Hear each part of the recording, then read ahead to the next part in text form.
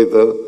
ಈಗ ನಾನು ನೀರಾವರಿ ಬಗ್ಗೆ ಮಾತಾಡಿದ್ರೆ, ಯತ್ನಾಳ್ ಅವರು ನೀರಾವರಿ ಬಗ್ಗೆ ಮಾತಾಡಿದ್ರೆ ಅವ್ರು ಹೇಳೋ ಪ್ರಕಾರ ನಿಮ್ಮ ಜೊತೆಲೇ ಇದ್ದವರು, ಅವ್ರಿಗೆ ನಿಮ್ದು ಗೊತ್ತು, ನಮ್ದು ಗೊತ್ತಿದೆ ಅವ್ರಿಗೆ. ಅವ್ರು MLA ಆಗಿ ಕೆಲಸ ಮಾಡಿದ್ದಾರೆ. ಅದರಿಂದ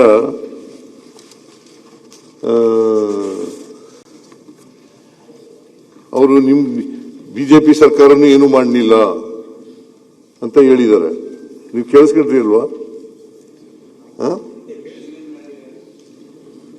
ಅವ್ರು ನಮ್ಮ ಪಾರ್ಟಿಯವರಲ್ಲ, ಅವರು ನಮ್ಮ ಪಾರ್ಟಿ ಬಿಜೆಪಿನಲ್ಲೇ ಇರೋದು. ಪಾಪ ಅವರು ಬಿಜೆಪಿ ಅವ್ರು ಕರೀಲಿ ಅಂತ ಕಾಯ್ತಾ ಕೂತಿದ್ದಾರೆ. ಕರೆದ್ರೆ ಅಲ್ಲಿಗೆ ಬಿಜೆಪಿಗೆ ಹೋಗೋದು. ಮಾನ್ಯ ಮುಖ್ಯಮಂತ್ರಿಗಳೇ, ನಾನು ಯಾರು ಕರೀಲಿ ಯಾರ ಮನೆಗೆ ಹೋಗಿ ಕೈಕಾಲು ಹಿಡಿಯುವಂತ ದಂಧ ಮಾಡೋದು ಅಲ್ಲ. ಕೈಕಾಲು ಹಿಡಿಯಲ್ರಿ, ಕರೆದ್ರೆ ಹೋಗ್ತೀವಿ. ನಮ್ಮ ತಾಕತ್ ಮ್ಯಾಗ ನಾ ರಾಜಕಾರಣ ಮಾಡ್ತೀನಿ. ಯಾವುದೋ ಗುಲಾಮಗಿರಿ ಕೆಲಸ ಮಾಡೋದು, ಯಾರಿಗೋ ಅಪ್ಪಾಜಿ ಅನ್ನುವಂತ ನಾಯಕ ನಾನು ಅಲ್ಲ. ಆಯ್ತ್ರಿ ಯತ್ನಾಳ್ ಅವ್ರೆ, ನೀವು ಗೆದ್ದಿರೋದು ಬಿಜೆಪಿ ಟಿಕೆಟ್ ಮೇಲೆ. ನಾ ಬಿಜೆಪಿದಿಂದ ಗೆದ್ದೀನಿ, ಪಕ್ಷೇತರದಿಂದ ಗೆದ್ದೀನಿ. ಅದು ಗೆದ್ದಿದ್ದೀರಿ. ಅದು ಜನರ ಆಶೀರ್ವಾದ ನಮ್ಮ ಮೇಲೆ ಎಲ್ಲೇ ಇದೆ. ನಾ ಎಲ್ಲಿದ್ರು ನಾ ಗೆಲ್ತೀನಿ. ಪಾಪ ನೀವು ಗೆದ್ದು ಬರ್ರಿ ಅಂತಲೇ ನಾನು ಆಸೆ ಪಡೋದು. ನೀವು ಗೆದ್ದು ಬರ್ರಿ. ಆದರೆ ಬಿಜೆಪಿ ಟಿಕೆಟ್ ಮೇಲೆ ಹೋದ್ ಸಾರಿ ಗೆದ್ದಿರೋದು. ನಿಮ್ಗೆ ಬಿಜೆಪಿ ಅಧಿಕಾರದಲ್ಲಿ ಇದ್ದಾಗಲೂ MLA ಆಗಿದ್ರಿ, ಬಿಜೆಪಿ ಅಧಿಕಾರದಲ್ಲಿ ಇದ್ದಾಗಲೂ MLA ಆಗಿದ್ದೀರಿ. ನಿಮ್ಗೆ ಎರಡೂ ಗೊತ್ತಿದೆ.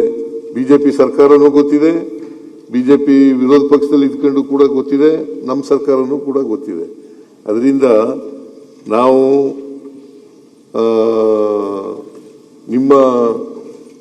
ನೀವು ಹೇಳ್ತಕ್ಕಂಥದ್ದು ಇದೆಯಲ್ಲ, ಅದು ಸರಿಯಾಗಿದೆ ಅಂತಕ್ಕಂಥ ಮಾತುಗಳನ್ನು ಈ ಸಂದರ್ಭದಲ್ಲಿ ನಾನು ಹೇಳಲಿಕ್ಕೆ ಇಷ್ಟಪಡ್ತೇನೆ. ಜೊತೆಗೆ ತಮಿಳುನಾಡಿನಲ್ಲಿ ಫಿಸ್ಕಲ್ ಡಿಫಿಸಿಟ್ ಹೇಳಿದ್ನಲ್ರಿ, ನೀವು 2.97 ಇದ್ದು.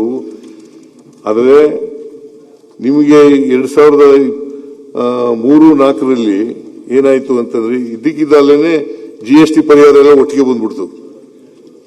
ಆಗ ರೆವಿನ್ಯೂ ಡಿಫಿಸಿಟ್ ನಲ್ಲಿ ಇದ್ದವರು ರೆವಿನ್ಯೂ ಸರ್ಪ್ಲಸ್ಗೆ ಬಂದ್ರಿ.